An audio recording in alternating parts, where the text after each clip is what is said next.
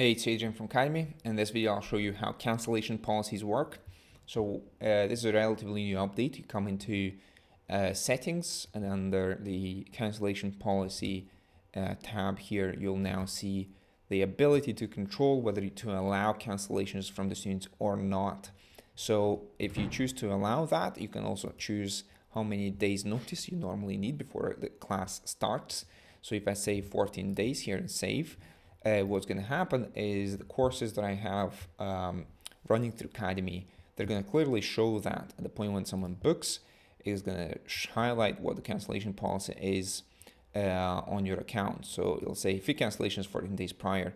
So what that means is that when the student comes in here, and as long as it's within 14 days, within the limit that you have set, they'll be able to cancel without any issues. However, if you choose to not allow cancellations through Cademy, we just don't display a message here just at all. We keep it ambiguous, and we let you control the messaging and communication of the terms within your own terms section here. But also at the point when someone tries to cancel, we will display an alert saying this educator doesn't allow cancellations. Please contact them to discuss your options, essentially, right? So you have a lot more control, and hopefully that's going to help you avoid some late cancellations or some disappointment from folks who book and expect to be able to cancel last minute, right?